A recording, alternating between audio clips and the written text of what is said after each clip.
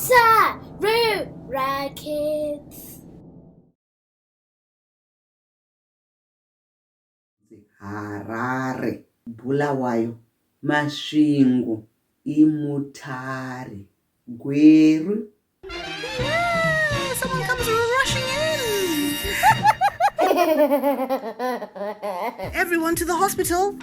Let's go to the hospital. Somebody's not feeling well. Oh no. So now we're at the hospital.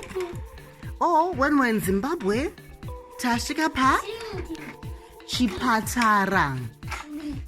You've got Chipatara. Mune murwere wenyu ari mumubhedha. Right, let me just have a look.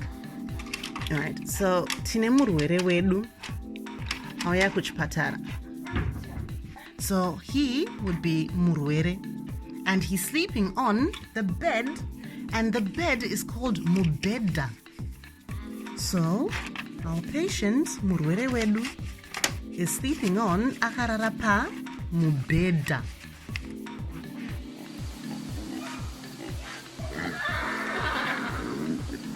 Welcome to the farm. Let's find out the names of some of the animals on our farm.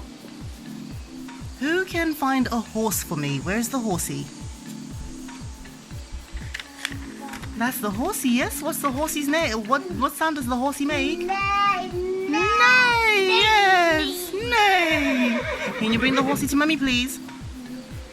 A horse in Shona is called biza. So horsey is a biza. Nguruve. Sheep in Shona is wai. I'll put the name up on the screen.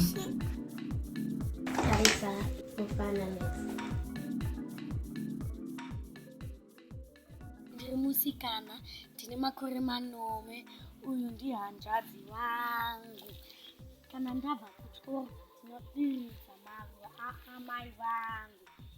Masikati. Well done, Mama, which is obviously Mummy. Mama. And then you also have to go on your knees. Can you go on your knees? And then you clap your hands. You know, like when you're saying Maitabasa? Yes. So then you say, Masikati, Mama. Yes. You also go on your knees. Go close to your sister. And go close to your sister.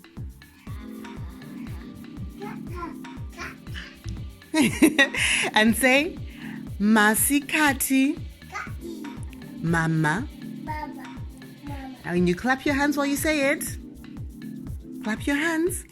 Masikati, Mama.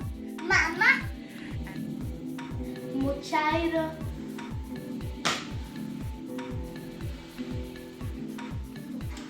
Ugote.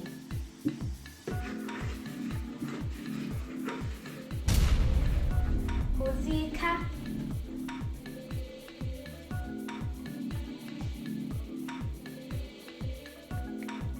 Catero. Comiches. Porto. Starts with Z. Zai. Yes, Zai. Well done. And when you have 3 eggs, Mune, Mazai. Can you say Mazai? Motsi, mbiri, natu, ina, shanu. Rimwe, maiviri, matatu, mana, mashanu. Shondo ne muvuro, chipiri ne chitatu, china chishanu ne mugovera. Shondo ne muvuro, chipiri ne chitatu, china chishanu ne mugovera.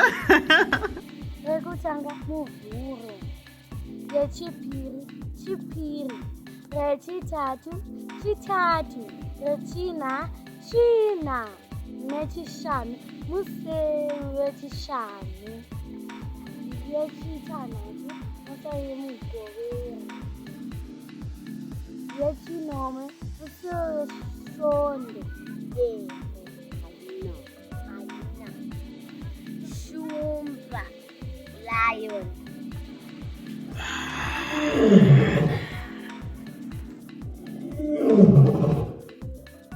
Suro,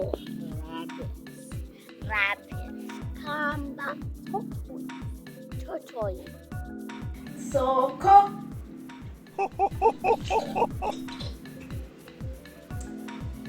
Imbeva.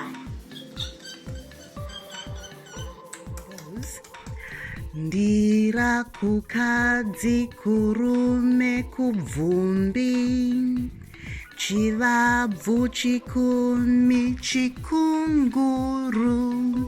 nyama vhuvhu gunyana gumiguru mbudzi zvita.